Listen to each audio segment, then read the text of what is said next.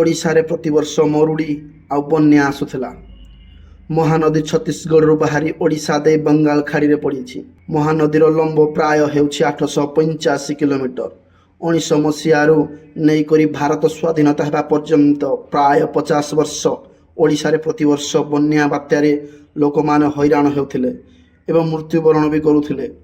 ତାପରେ 1947 ମସିହାରେ ଭାରତ ସ୍ୱାଧୀନ ହେଲା ଆଉ ଜବାହରଲାଲ ନେହେରୁ ପ୍ରଧାନମନ୍ତ୍ରୀ ହେଲେ। ତାର ବର୍ଷେ ପରେ 1948 ମସିହାରେ ଓଡ଼ିଶାର ଗଭର୍ଣ୍ଣମେଣ୍ଟ ଆଉ ସେଣ୍ଟ୍ରାଲ ଗଭର୍ଣ୍ଣମେଣ୍ଟ ମିଶିକରି ସ୍ୱୀକୃତି ପ୍ରଦାନ କଲେ। ଚିଫ୍ ଇଞ୍ଜିନିୟର ଭାବେ ଯୋଗ ଦେଇଥିଲେ ପେଣ୍ଟାରାମ ମୂର୍ତ୍ତି।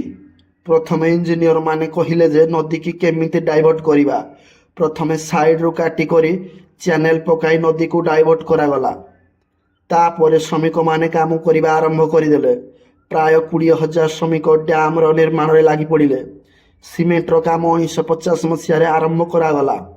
ସେହି ସମୟରେ ସମ୍ବଲପୁର ଡିଷ୍ଟ୍ରିକ୍ଟରେ କୌଣସି ବଡ଼ ଫ୍ୟାକ୍ଟ୍ରି ନଥିଲା, ତେଣୁକରି ବହୁ ଦୂରରୁ ସିମେଣ୍ଟକୁ ଅଣାଯାଉଥିଲା।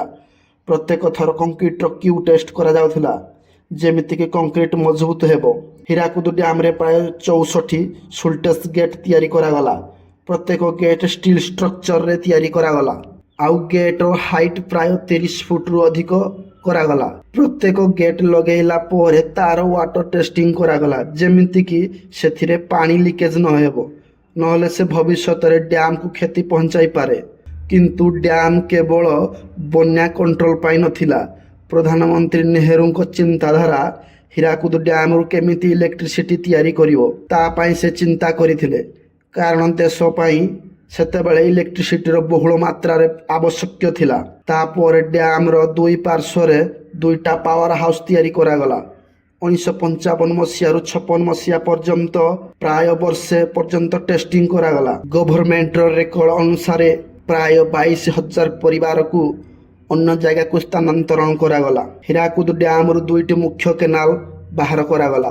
ପ୍ରଥମ କେନାଲଟି ହେଉଛି ବରଗଡ଼ କେନାଲ। ଏହି କେନାଲଟି ବରଗଡ଼, ବଲାଙ୍ଗୀର ଆଉ ସୋନପୁର ପର୍ଯ୍ୟନ୍ତ ତିଆରି କରାଗଲା। ଆଉ ଗୋଟିଏ କେନାଲ ହେଲା ଶାସନ କେନାଲ। ତାକୁ ନିଆଗଲା ମଧ୍ୟପ୍ରଦେଶର ରାୟପୁର ଆଉ ବିଳାସପୁର ପର୍ଯ୍ୟନ୍ତ। 13 ଜାନୁଆରୀ 1957 ମସିହାରେ ଜବାହରଲାଲ ନେହେରୁ ହୀରାକୁଦ ଡ୍ୟାମକୁ ଉଦ୍ଘାଟନ କଲେ। ନେହେରୁ ସେଦିନ କହିଥିଲେ ଯେ ଡ୍ୟାମ କେବଳ ଓଡ଼ିଶାର ନୁହେଁ, ଏହି ଡ୍ୟାମ ହେଉଛି ଭାରତର ସମୃଦ୍ଧି ଏବଂ ପୁରା ଭାରତକୁ ବିକଶିତ କରିବ। ଏବେ ଆମେ ହୀରାକୁଦ ବିଷୟରେ କିଛି ତଥ୍ୟ ଜାଣିବା। ହୀରାକୁଦ ଡ୍ୟାମର ଲେନ୍ଥ ପ୍ରାୟ 25 କିଲୋମିଟର। ଡ୍ୟାମର ହାଇଟ୍ ହେଉଛି 60 ଫୁଟ ଆଉ ଡ୍ୟାମର ୱାଟର ହୋଲ୍ଡିଂ ହେଉଛି 5.8 ବିଲିୟନ କ୍ୟୁବିସେକ୍। ଆଉ ରିଜର୍ଭାୟର ନାମ ହେଉଛି ହୀରାକୁଦ ରିଜର୍ଭାୟର ଆଉ ତାର ସରଫେସ୍ ଏରିଆ ହେଉଛି 743 ସ୍କୋୟାର ମିଟର। ପୁରା ଗୋଟେ ଡିଷ୍ଟ୍ରିକ୍ଟ ପାଣିରେ ବୁଡ଼ିଗଲା। ଡ୍ୟାମର ଦୁଇ ସାଇଡରେ ଦୁଇଟି ୱାଚ୍ ଟାୱାର ରହିଛି। ଗୋଟେ ହେଲା ଗାନ୍ଧୀ ମିନାର ଆଉ ଗୋଟେ ହେଲା ଜବାହର ମିନାର।